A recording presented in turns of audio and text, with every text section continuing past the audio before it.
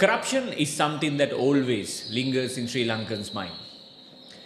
It has gone to a level that when you say sometimes we are Sri Lankans, we cannot now proudly say that we are a nation with integrity.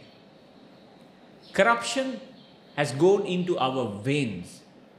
Is that a problem with our people, with the system, or else with the government, or else with the rulers?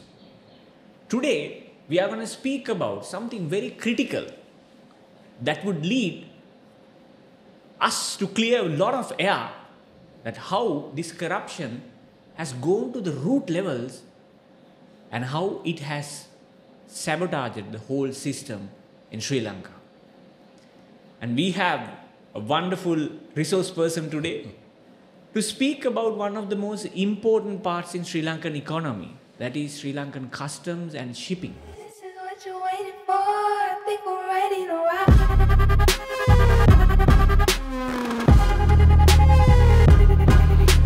Sir, could you please give an introduction for yourself? Thank you. Thank you for having me. My name is Sean Vandot. I'm the chairman of the Sri Lanka Shippers Council.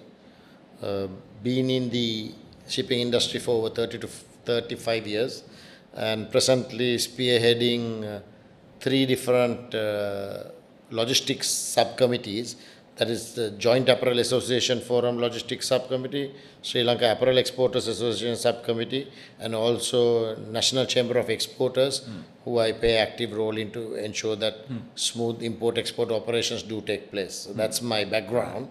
But I'm a proud Sri Lankan. Great, yes. And we are here to say that how proud we are and what we can do in order to make Sri Lanka as a, I would say, not a corrupted nation, a well-clean nation that we can proudly say one day that when we say Sri Lanka, okay, that's a country with a lot of values. Sure. Now coming into your point, sir, what is this organization is about? Could you please explain us, because there can be people who are not aware about the organization. The Sri Lanka Shippers Council was established in 1966 purely to protect the Sri Lankan shipper of malpractices, abuse. In those olden days, it was the conference lines, shipping lines get together, price fixing, cartailing, and it grew from there. Today, the Sri Lankan Shippers Council is based at the Ceylon Chamber of Commerce. They are our secretariat. We have 17 product associations. Through the 17 product associations, 2,800 odd members get facilitated on knowledge, on policies that have been made, and we also support them in their endeavors to have a smooth import-export operation. Apart from that, we have around 48 individual companies who do not belong to any association but who are registered with us to ensure that we look after their, or we try to assist them in their day-to-day problems in the import-export with customs, BOI, import-export controller, Inland Revenue Department. So we try to be a bridge between these to help the trade to spearhead good governance and good policies that will ensure that Sri Lanka can mitigate all these issues that we have and go up to the next level. Right. So you mentioned the word that you are the hub, you are the bridge to connect all these departments, all these individuals, all these organizations who is connected to in terms of shipping. Now, could you please explain us more? What are the types of services that you provide to Sri Lankan importers and exporters so that we know what is exactly it is? The Shippers Council, like I told you, consists of 17 product associations. So we have the Sri Lanka Freight Forwarders Association, we have the tea industry, the rubber industry, the fiber industry, we have the apparel industry, we have the service industry. Everybody are members. Those associations, in their own right, look after their respective problems.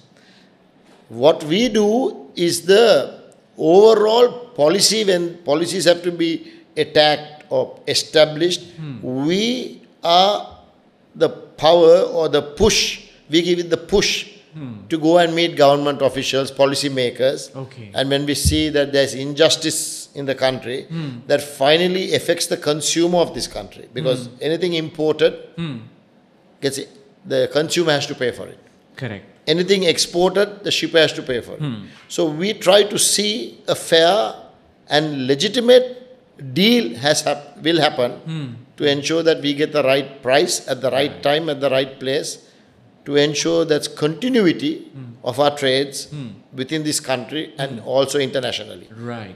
So the Sri Lanka Shippers Council is a part of the Global Shippers Forum, which presently I am the chairman. It's based in England, and we are also a member of the Global Shippers Alliance, which is a free entry into the world, where we try to tackle or be an influencer in international policies also, like the clean fuel, International Maritime Organization also, we work with them to see how we can, bring some sanity in this mad world of shipping and logistics. Right. So you basically play as a kind of a compliance role there also? It's more of a facilitator.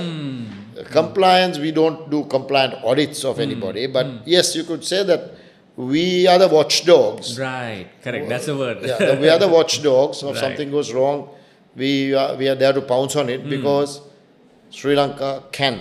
I am a very positive thinker when it comes to my country, our country, Sri Lanka. And sometimes I'm very sad when they try to bring tribal mentality into this country. Sinhala, Muslim, Burger, Tamil. The time has come for us to think as one, as Sri Lankan. And I am of this notion that we have to inculcate this through the bottom of, from the foundation in our schools. Right.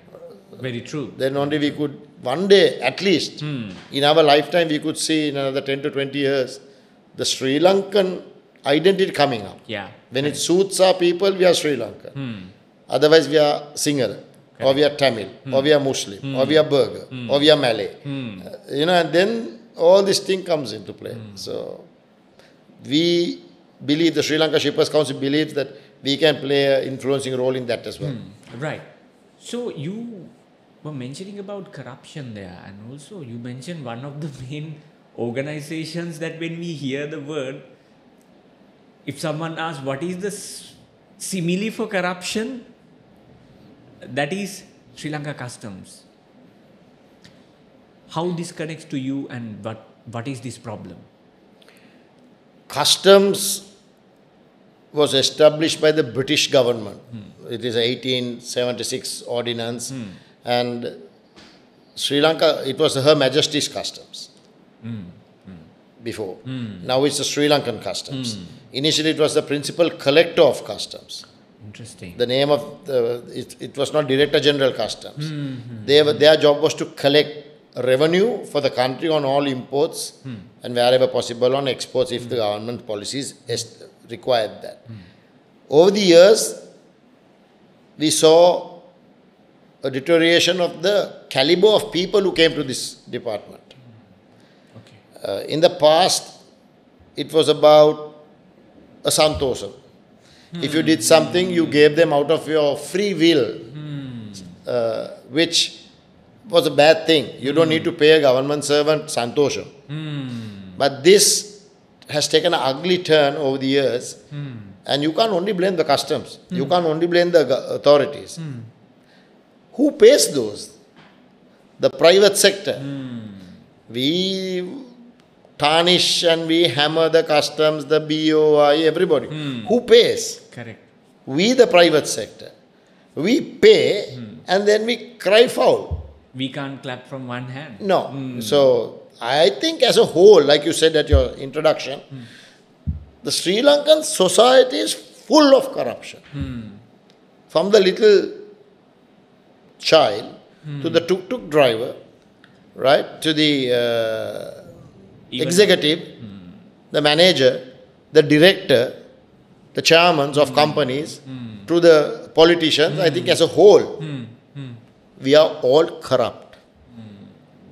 Now, deciding not to be corrupt or not comes from your upbringing, your school, your family, Correct. right? And so many things. Your belief system. I mean, we are a country that has every junction we have, religious statues, be it any religion, right? But believe me, the corruption, the way we have statues and all these things that is preached on a daily basis, we should be saints, Correct. right? Correct. But what are we? Today, everything is sold for money. Money talks, cow dung walks. Interesting. Right? I would love to use the word bullshit, but I'll say cow dung because at least cow dung you can Use for some use for some use, right? But this is, as a whole, this is our vision. And today company, not our vision, this is the reality of Sri Lanka. Okay. Companies today have identified this. And private sector is self-governing themselves now to a certain extent. I believe the industry that I am in, the apparel industry, we are self-regulated and we are probably the most ethical manufacturers in Southeast Asia. In the other trades also there are people who are wanting to be very clean. But because of the draconian laws in the customs, the BOI, the forces, etc., the police and all, they are forced. Because otherwise, either they'll close the business and go. Okay.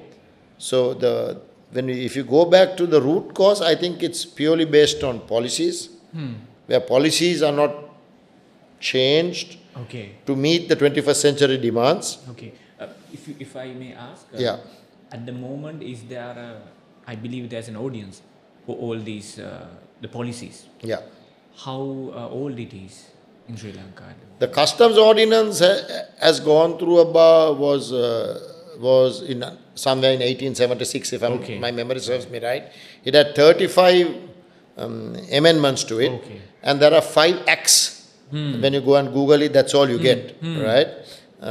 So these are not updated properly. I believe the framework is there, Okay. but the practicality is not there. So so it all depends on the individual, because the customs ordinance gives a lot of powers to tremendous powers to the customs officer. Customs officers. Customs officers have tremendous power, and like in all society, you get the good, the bad, and the ugly. Majority of the good people today have retired. Okay. People who had, like I said, came from good family backgrounds, good education. But all of these customs officers are graduates. Oh, okay. Don't forget that. BOI public officers are graduates. Other than the few who come over with the minister's help, influence, and get jobs and don't do jack for the country, and waste country resources and just mind their time. So the ordinance gives them a lot of power. Okay. And the Spider-Man movie, it says when you have power, it gives you a lot of responsibility. Yes, with great power comes a great responsibility. Great responsibility. Yes. And that is where we are lacking. They are not taking their responsibility. Okay. But not all. But there are pockets that really have this mechanism. I think the mentality, if you get joint customs, you can get rich soon. That's it. Yes. That's why I said when you hear the word Sri Lanka customs, it's a dung hole of place that people think this is the way to be rich. That I believe that is not the case. There is. I told you the giver and the taker. So both are to blame. If there are, if I'm not mistaken, there are about 2,800 odd active importers and exporters. Okay. Because I think the customs, there was a gentleman who did a cleanup of the customs system and took away all these unnecessary people. If 500 people make a decision, we are not going to pay a single bribe, things will change. Right? That's what we think of. Also, I think it's time the government this government or the following government that come, look at customs in a very deep and scrutinize them. Okay. Because there's room for improvement. Huge room for improvement. We believe 2/3 of revenue goes to private pockets on imports. Okay. We believe. Okay. We believe because we have seen this happening. And again I say, why is that? Why? Because the private sector is willing to pay 500,000 under the table rather than pay 1.5 million duty to the government. Right? Okay. Because then they say 1 million and the importer pockets that. Right? And in this grand scheme of things, corruption is so entrenched. Customs have thing called inspection. Right? For all imports, under their ordinance, they have to inspect. Okay. They have to inspect because there's duty involved. Right?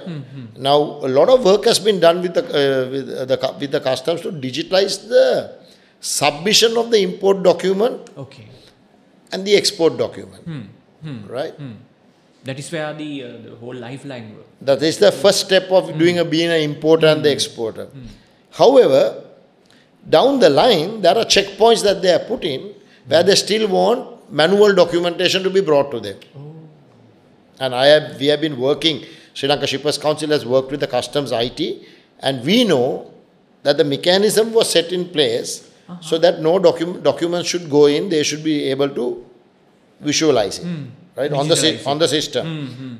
We had people who worked in the long room who never asked for documents because it is in the system. But that is where it all starts. They harass. Oh, okay. The greatest thrill for Sri Lanka, I think we are a nation of harassing. We love to harass people. We love to polish people. We love to give them a rag. Right?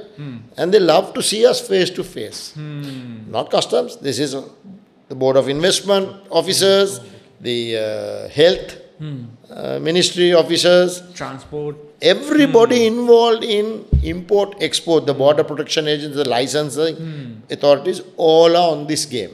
Right? From the health and safety side, right? Port security, airports, ports, everybody is on the take. You have to have at least a minimum of 6,000 rupees in your hand when you go with a lorry to bring your goods from the port, from the security to the warehouse operators, to unloading the cargo, loading the cargo, those people. If you don't oil their hands, their palms, nothing happens. So, what we decided was, we thought digitalization is the only way to go forward because no point attacking the individual. Circumstances, no point I attacking you, nothing will happen. But if we put a digital platform and work on that, there would be enough room for improvement. And the best thing is government will collect more revenue. That's the thing. No manual documentation or submission should be made. The other problem is, if you see where they make their minutes, the customs officers make minutes on the customs document, it is all handwritten. Nothing is in the system. Right? So those documents can go missing. But if it's mentioned on the system, there's a traceable path so that no one can, jump. You know A to Z what happened. Absolutely. So this starts, for me, I think I believe private sector is very good at this. Everybody has electronic thumb impression to enter work, to exit work. This should be made compulsory in all public areas, on public service areas. From the customs to the port to the airport, I think the port has it. The customs have categorically don't have it because customs, they don't have it at all. They don't have fingerprinting at all. But I mean, the recent article in the paper, not my words, how they have taken X amount of overtime. Even they have worked more than 30 days for a month. So the only way for them to clear them and get a good image is to be electronic electronically tagged so that we know they come in and go out. That's the first step. When they come on time, a lot of things happen. Right now, the customs work from 8:45 or 8:30 to 4:30. Okay. So they need to be there on time, but they are not there on time. During a certain crisis, now recently we saw at the inspection yards, they came a little early. But when things ease off, they've all seen at around 10 o'clock. They go for lunch, they don't come for 3 hours. Right? So, and they really go out. And we have proof, we have voice recordings, we have photographs, videos to show how the waiting creates a backlog. The definition of waste is anything that takes time, resources or space, but does not add value to your product or service is waste. So most of the time in shipping we are waiting, in imports. Right? So we feel that this journey cannot be gone alone. We have to, the customs, we all have to now hold hands together and go. Since my last Suabhasha podcast, we have seen a lot of improvements in the customs. They have now set up a inquiring desk for anyone to complain about corruption. So a lot of things are happening. I think there was a paper article yesterday that 40 customs officers are under investigation. Right? Good. But that's not enough. I believe they should be named. Correct. They should be named. Right? So the next time when someone is they don't even dare to do that because they know their name will get published. They should be named. And if they are cleared by God willing, then they should be also said that these customs officers were cleared. Because otherwise there is no point. Right? In Sinhala they call it Nidoskata Nidaskarna. The same thing has to happen. Then only we will bring some sanity into this operation. Because when I first saw that unit, I thought Nadut Thamandurange Badut Thamandurange. Right? Because they never name. They are very protective, and it has a good side. The bad side is this. End of the day, this is public money. They are paid with our duties that we pay the government. So that is where it's not only customs. It's the BOI, the border protection agencies. They're difficult to get a license to do something. Right? It's all bribes.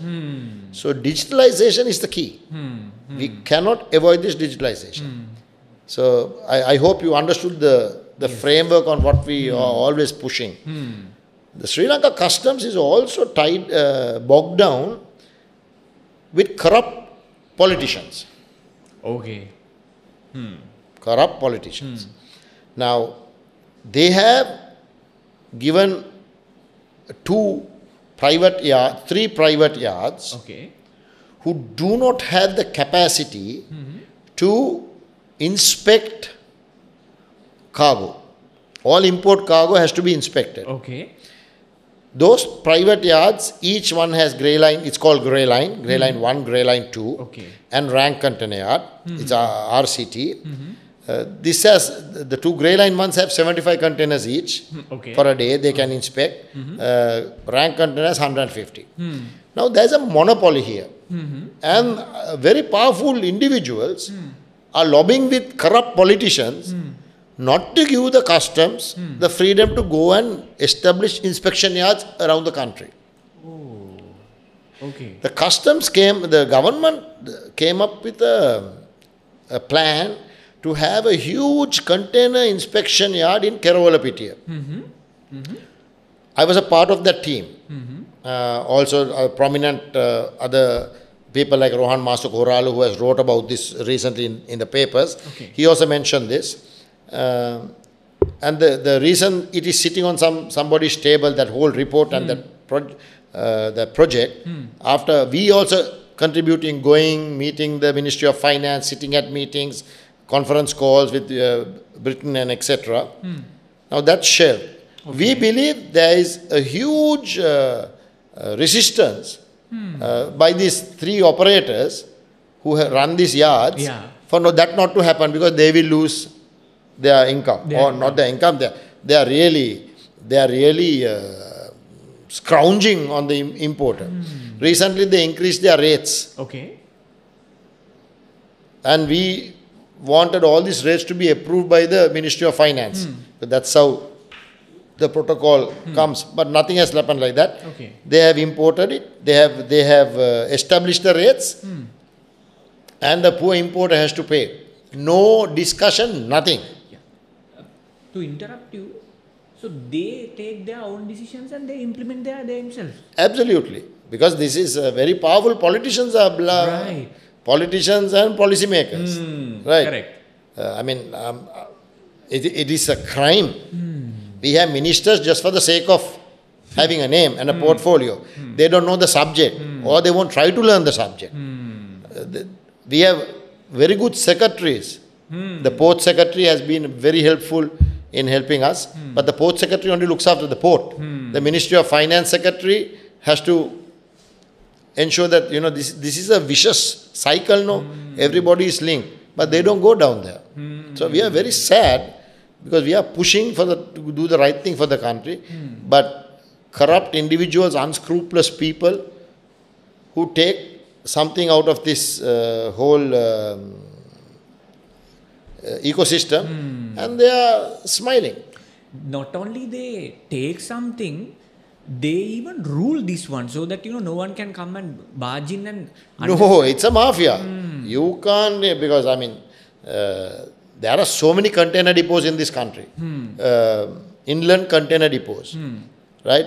What if the customs want to go and establish checkpoints in those, so you bring the import from the port there. This is a bottleneck. Grey Line 1, Grey Line 2 and Rank is a bottleneck. There's about 1,700 containers daily coming into the country for local consumption, in spite of no cars and all that stuff, right? So just think, if you have a network of container depots around the country, where imports can go under a customs seal, right? It goes to, say, Vattala. Just take an example. Customs officers are there.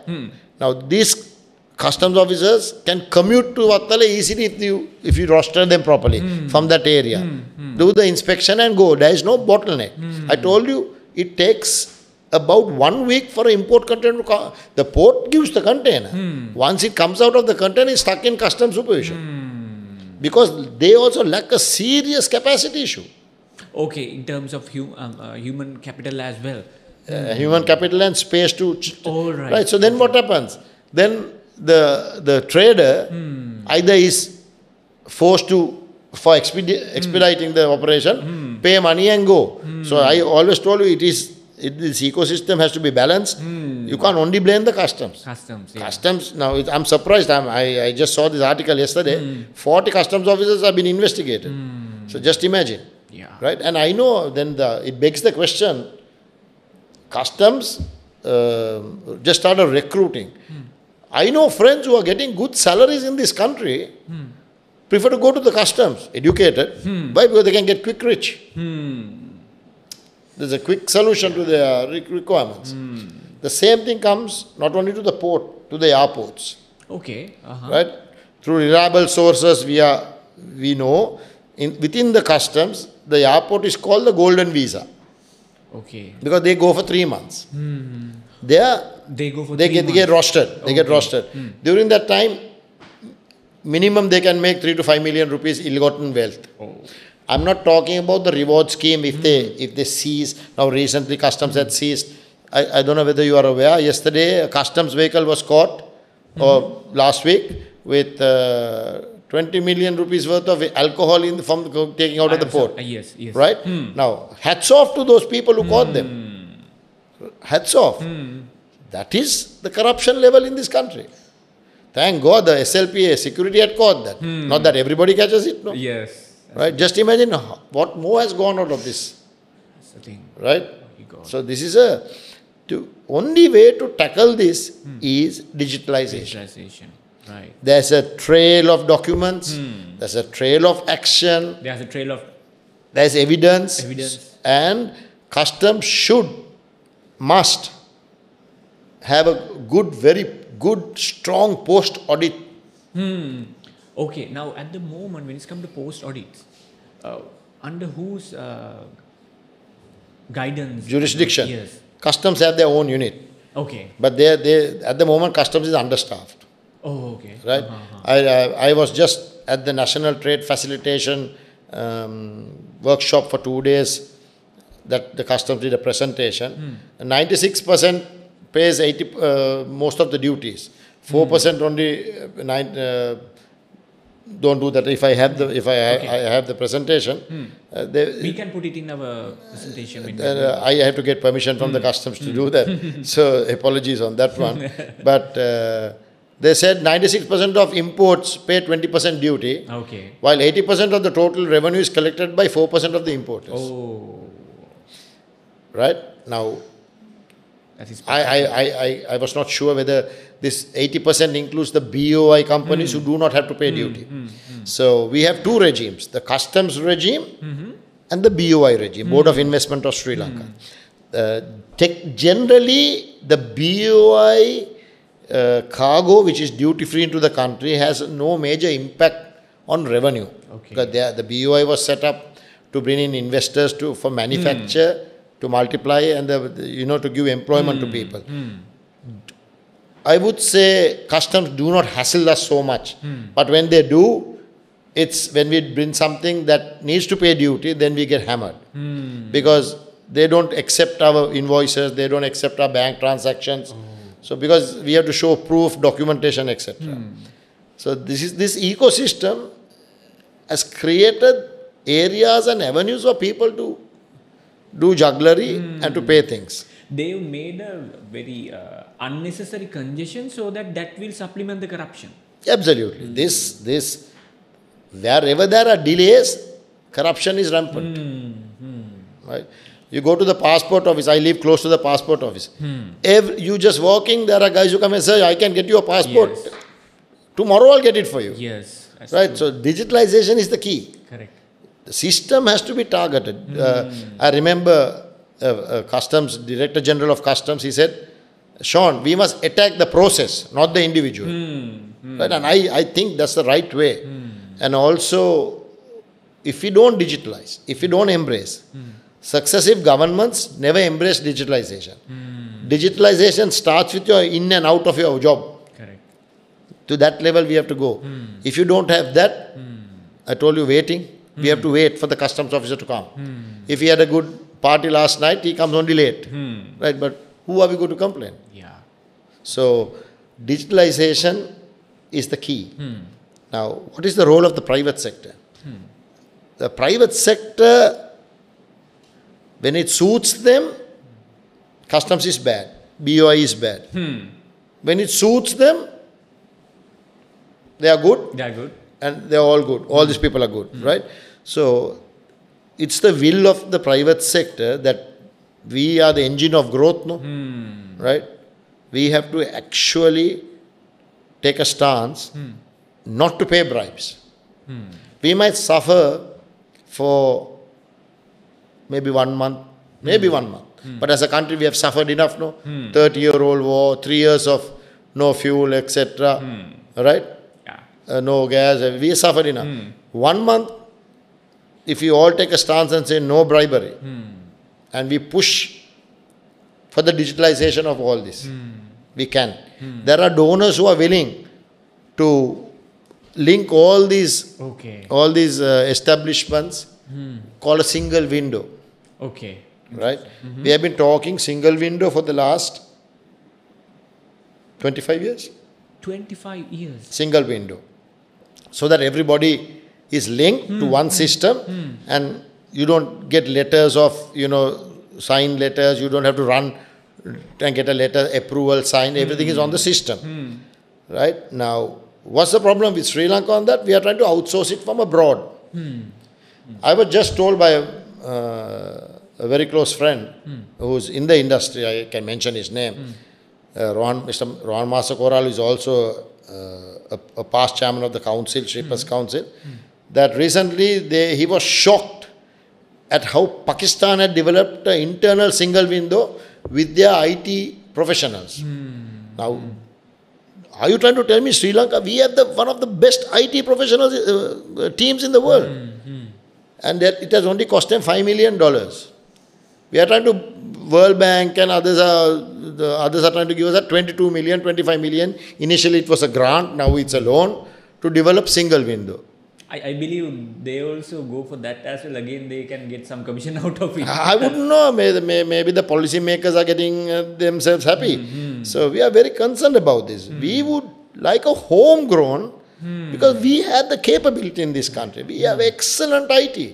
You know, in every discipline, we have excellent people, committed people.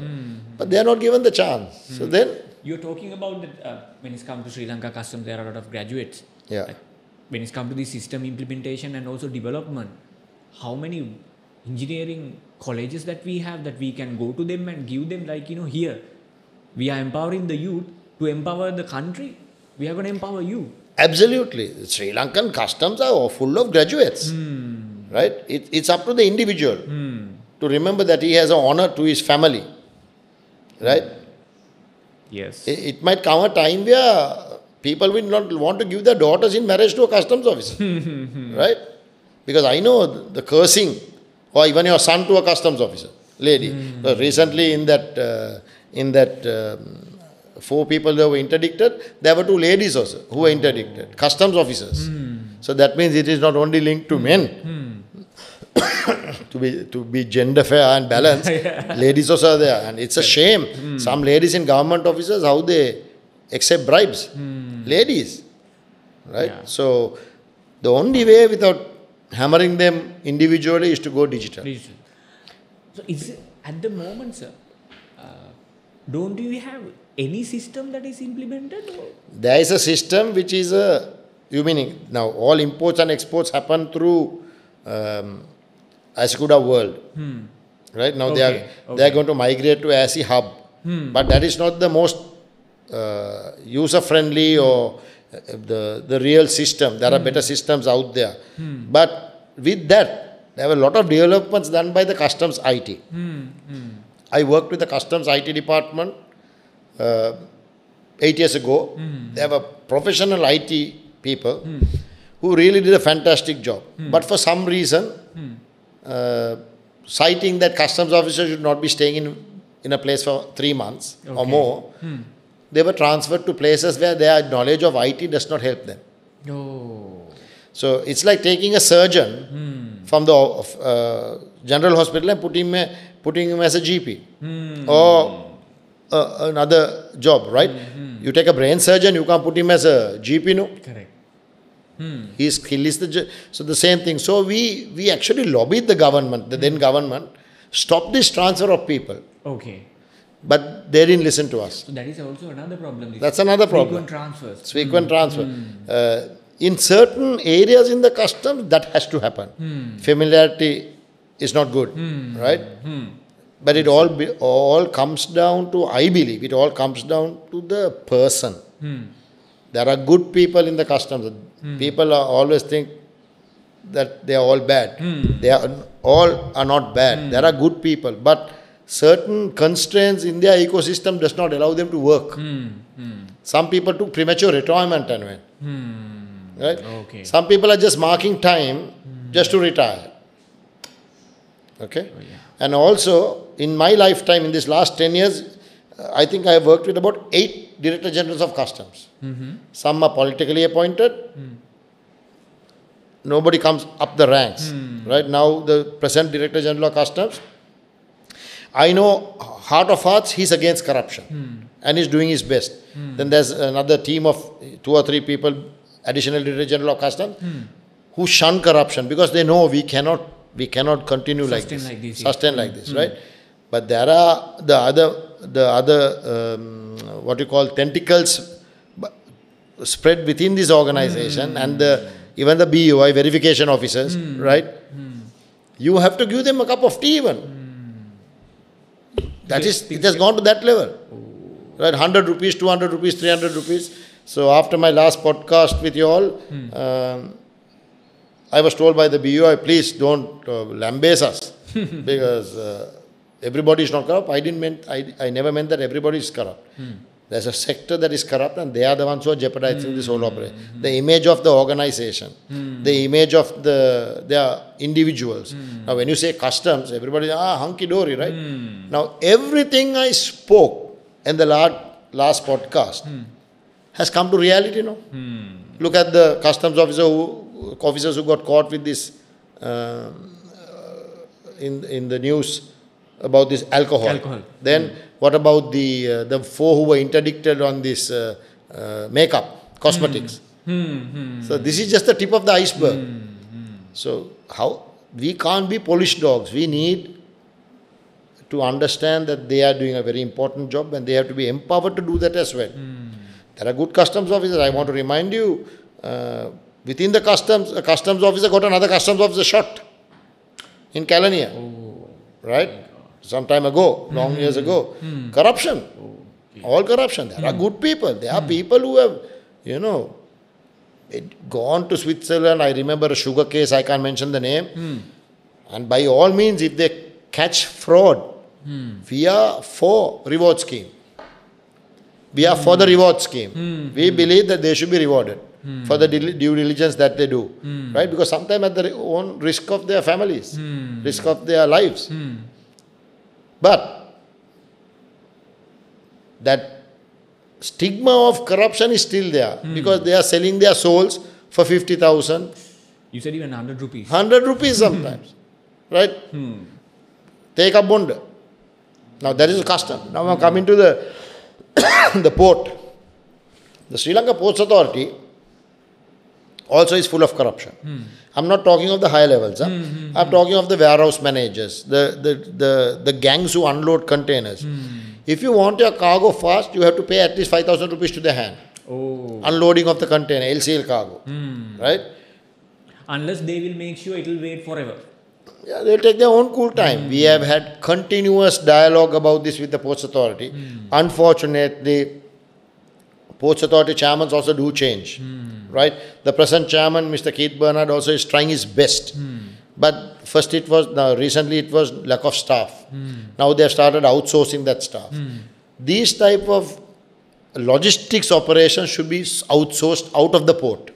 De-stuffing has to go out. Give it to the private sector. Private sector will bring KPIs. Private sector will bring standards. Right. And we will then become a better country and a logistics hub. As you mentioned, sir, when you talked about this outsourcing, when it comes to Sri Lankan customs, also Ports Authority, most of the jobs, it's like generation to generation, isn't it? People say, if I can put my son into Ports Authority, then my son's son will go there. My son's son will go there. Same in politics, no? Same in politics. So there's no difference. So we say we need to change from top to bottom. It has to go from bottom to top. I think initially the Ports Authority was a lucrative job because pension, they were going for the pension. A lot of people want a government job. So that's the security afterwards. My father was in the port, so I have to be in the port. Those are human tendencies, no? But what are we talking about? We are talking about digitalization even in the port. Tell me, we don't have a single smart gate in our government offices. Where now we have the GPS tracking everything. Yes. Right? All you have to do is issue a port permit that you paste on your windscreens, where it takes away, it has the GPS capability to lift and we need a security officer for that. And when you give 100 rupees to that, and now at the airport ports, the security officers also harass the lorry drivers. They come and check whether you have a permit. The identity card is there. The signal light is working. Right? Now, is that the job of the security officer? That's the job of the police. Harbour police to check the signal lights. But then... The thing is, I believe, sir, as you said, what happens is when it comes to digitization, it keeps human involvement away when it comes to very objective decision making. What they've done at the moment is they've brought all this human power, even the objective operations has become subjective. Absolutely. So that if you pay me, according to my subjectives, okay, you can go in. But there is solid objectives there, isn't it? So, sir, when it comes to this, haven't we even tried? Now you talked about the single window concept in other countries. what are the countries that in the world that we can get help or else get the influence? In South Asian countries, you mentioned about Pakistan. Yeah, Pakistan has implemented a single window, right, internally generated. India has a single window. And we saw how the Indian customs at the National Trade Facilitation Conference held by the ITC, International Trade Council, we saw Trade Center, ITC, yeah. We saw how they have developed in leaps and bounds. Malaysia was there, India was there to give us the examples. Sri Lanka customs is not far behind, but there is that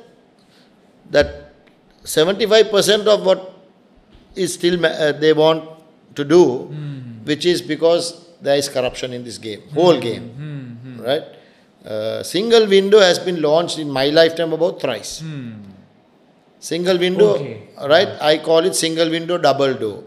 What's the point of you having a single window when the respective government agencies who are involved in import and export are not connected to a system?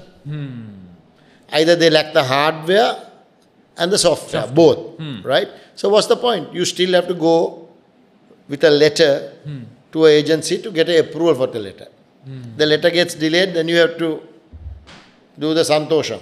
So this is what I said. It's entrenched in our country, right? Even when a policeman stops you, all you try to do is pay the guy a bribe and go. No. Once you said, sir, what I understood, what I realized, it's not that's a problem with the system. The system is corrupted, isn't it? The people are corrupt. People can easily corrupt systems. The system is corrupted by the people. By the people. Yeah. I mean, the first thing if somebody, so many times we get, Madam, do you know somebody at the police station? Why? Yeah. No, they took my license. Now, he has committed a wrong. Yeah. Right? Yeah. So then... Correct. Whatever happens, we sometimes ask like, when we need to get something done, our first thing is like, is there someone you know? You know. Look at the job. But if it is digitalized, go to the system, upload everything, wait.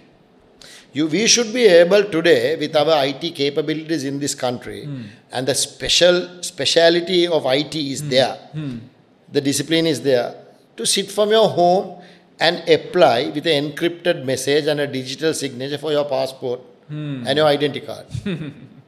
Right? We should be, we can. Not should, we are capable. Yes, we are capable. But why don't people do that? Policymakers don't do that because there is wheels within wheels there. When you said this one, I remember the story that I heard. That was, once there was a dead body on the road. So one person came and said, now it has been eaten by dogs, crows, it's deteriorating. A person came and said, I'll be selling these smelling sticks, so that the smell will not be there. Yeah, jock sticks. Yeah. Yes. Handum-kuru. And then after a while, another person comes and tells, I have a better option. I have air freshener. And then people started to buy air fresheners. And after a while, they realized now the body got deteriorated so much.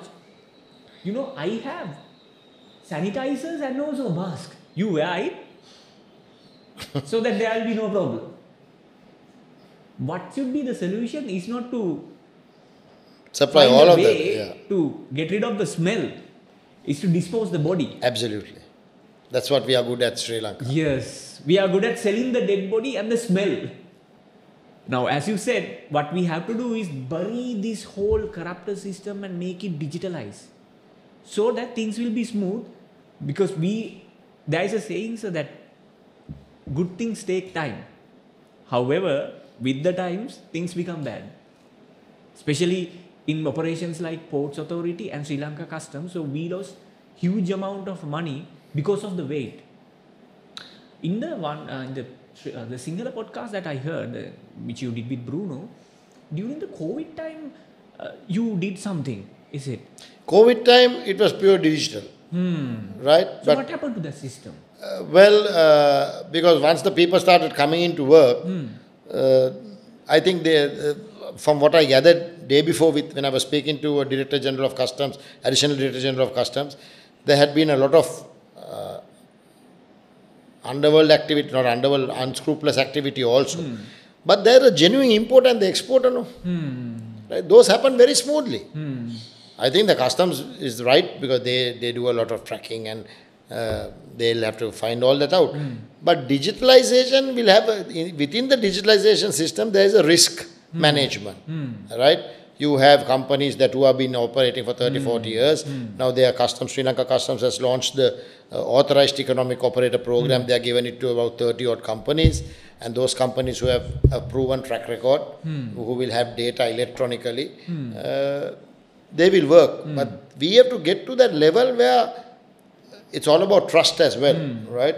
And how much of digitalization you do, if they can circumvent the digitalization and accept manual also, that's going to be a problem. So during COVID, we really enjoyed a free, hassle-free operation. We never had issues at borders. I'm talking of the people who respect the country's law, respect customs law, etc., and they did things. We had nothing. Right? No ad hoc inspection, this and that, because it's come through the system. But after COVID, it has gone back again. Right? So this is what I was trying to convey during the COVID time, how we enjoyed. I think Sri Lanka has a very bad overall. Sri Lankans, we love to police other people. Policing, we love to police rather than be a facilitator. Border protection agents should really be a facilitator, right? Not a policeman. Not a policeman. However, they are smart. They have, I mean, that minister who got caught with cell phones and gold biscuits. Yes. By all means, they have to be actually crucified. Right, and thank God for the customs who did that. What about the drugs they catch? So there is, but then finally, you know, it's a handful of good people, right? So that handful can't change this country. The people have to change, and we as exporters, we have a challenge in the airport. The Sri Lankan Air Force, rightfully, during the civil war, checked every lorry that came into the airport with cargo. Right? And that's practice now has been eased a little bit, but they randomly check every lorry and randomly pick cargo for them to open and inspect. Now, when that happens, cargo gets damaged, right? They are opening. And then you get the good. In the private sector, you know, you get the good, the bad and the ugly. They observe what is there. And we have lost cargo. Our manufacturers have lost cargo in the Katunaka airport warehouses. Okay. It has been found in different, Sunday pollers. Garments have been lost. Now, these are very high branded garments. So, we have to bring mechanism where even a scanner comes there. The scanner has to come there, or because the Air Force is checking for explosives. Okay. Maybe they bring sniffer dogs, send them in the lorry. Because the opening these cartons is a bad, corrugated carton is a bad thing. So we are now, that's one example that we met the Air Force commander who understood our problem, right? But these come from the Security Council instructions, so those have to be changed. I wonder whether the Security Council is willing to take a decision because something happens. They might think that because of them a bomb went off or something like that. But then we have to go to the next 21st century, you know. We can't be doing this manual checking. So there is AI involved today. They can get AI involved. Correct. Right? And we have the capability. I am 100% sure we have the capability. It's an open secret, right? We can do this. But once the cargo goes into a warehouse, for cargo to get lost, it's a crime. The image of the country goes. Now, we can't put this in the papers and all that stuff because then you get a bad name. Brands don't care. Brands are, for me, I think, my personal opinion, brands have no loyalty to anyone. For 1 cent, 2 cents, they'll take their business and go somewhere else, which is right? If as a businessman, you will also do the thing. But we have to protect the brands who give us the business. And that's of paramount importance to this country. So from the apparel sector, we are doing our best to meet. I think our Secretary General went and met the Security Council also. And they're trying to bring some discipline into this, where maybe scan or sniffer dogs. But this has to happen now, right? But unfortunately, we are in an election time. So let's see now who is the next Ports and Airport Minister going to be after the President's election. Things might change. So we don't know whether it will continue with the same people or we'll have to still keep on fighting. It's a continuous firefighting operation, being the chairman of the Sri Lanka Shippers Council and our team. I'm not alone. We have a team and we are continuously firefighting. For some reason or another, inland revenue. The inland revenue gives us a credit note. Now their systems are down. Right? And they are not giving us our credit notes because on the simplified VAT. Our apparel manufacturers need their credit note. Yes. We need their credit note, so we have to show customs. So this is a spaghetti bowl of issues we have. Something or another, inland revenue has visibility given by the customs to Asikuda world. They can physically see when we submit our claims that this CUSDEC is in the system. No, they want to see copies. Right? Why? That is already there, the system. It's in the system and they have visibility. Actually, we, Shippers Council, and we fought for that visibility. Those days, customs is to record it on a CD and give it to them. Then they gave the internet, the connection. So now they have visibility. But still they harass us, harass our members. So this is the feedback I get from my membership. We want the inland revenue to pick up their socks and do their needful. Right? Tell me, if you have ever received a refund from the inland revenue for your personal taxes? No. You don't get refunds, right? Yes. But they will come with assessment after assessment to increase your taxes. In spite you're paying. So the willing horse is always whipped. You know that statement, right? Yes. So this is how it happens to us.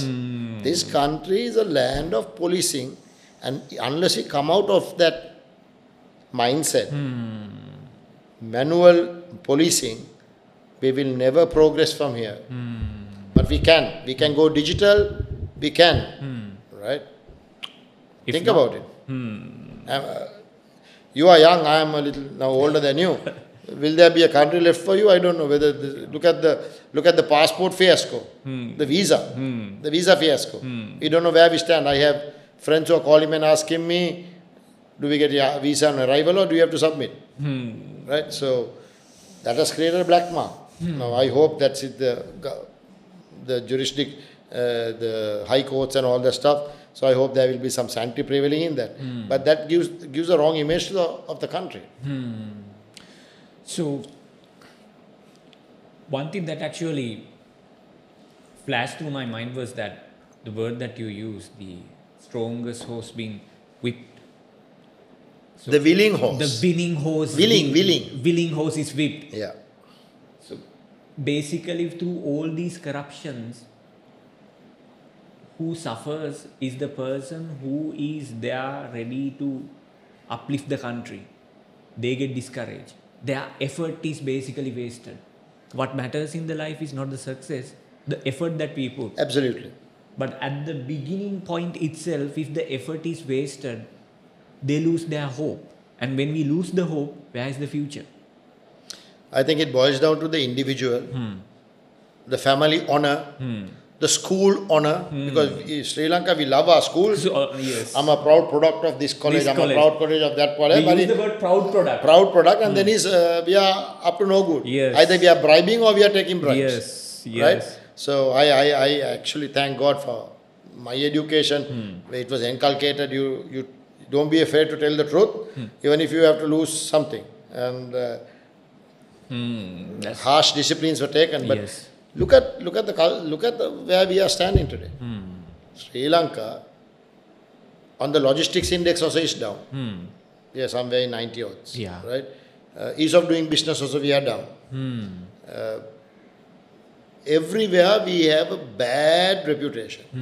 Look at how we are treated when we go for a visa. Yes. That is one big problem at the moment. Look, when you enter England, at the door of the plane, there are Sri Lankan passports. They want to check how legitimate you are, in spite of going through the process. Because we are full of lies, lies and deception. We love to so it is something that has to change. And it will change with me. We should not wait someone else to come and do these things. Has to change with they me. say that you can't change the direction of the wind. You need to change the sails. It's your morality, your honor. I really put honor first, because I think if you have that, if you think every time you walk out of your house, you're marketing your family, right? Would you come to an interview in rubber slippers? But you want to show that you are this, right? So every time you walk out of your house, you're marketing yourself. You have to be well dressed. You don't have to wear brand. You know what I mean? Your parents, very proud. No, you should be proud of your parents. You should be proud of your heritage. Are we when we come and start work? Again, I come to that statement: money talks, cow dung walks. Very true, sir. Yeah. End of the day, as you correctly said, it's the honor. Now we talk about 2,500 years plus honor in our country. But do we really live up to those expectations? We are selling our 2,500-old historical stuff also. They are robbing and selling it. Yes, including museums. So what do we do? I mean, it's a very sad situation, but I think we can change. Yes. If I change, I'm not 100% perfect. I also have to change. Yes, correct. Yeah. So thank you so much, sir, for this enlightening us. Pleasure. Because they say sun is always not there to light the earth, but we can be that small light in the darkness. At least give that light to that vicinity. We should change from that light moment. Absolutely. We can't be the sun. We can absolutely be we can't be the sun, but we can be a candle. The change starts within us, and we cannot always blame the authorities as well. It starts within us. It's us. If we just stop the policy of you scratch my back, I scratch your back, and stop, instead of disposing the body, if we still keep entertaining and just thinking about the getting rid of the smell, that will make people sick as well. Absolutely. And end of the day is about honor. Where there is human, there is corruption.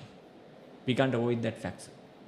But what you are emphasizing is, when it's come to very important operations like this, it is high time to take out these human interaction and then make it digitalized, so that people's efforts will be properly rewarded. So this, just one more thing to remember. Yes, sir. We want the government to really understand the bottleneck at the customs, because you have to empower them also to do some work. This Kerawalapitia project has to go off the ground, or customs must be given the right to go to different yards and inspect the goods, because it's a stigma on them otherwise. The customs also is suffering. And I know the Director General and his team is pushing for this, but we are very, very concerned that the Kerawalapitia, which will be revenue to the country, to the government, if it's or run by the government, managed by the private sector, there will be revenue to the country as well. Because there are a lot of money in the country is a beggar, but the people are rich. So that is, what a joke that is. You know, that's the definition of banana republic. So are we a banana republic? Country is poor, people are rich. So there's something wrong somewhere. Yes. So thank you so much for your time and enlightening us. Pleasure. And we are looking forward for a digitalized country and less corruption. And end of the day, we can live in honor. Pleasure. And that's my prayer. And yes. Thank you for having me. That will be all our prayers. And I wish you all the best. Thank you so much. Thank you. Okay. Cheers. Bye.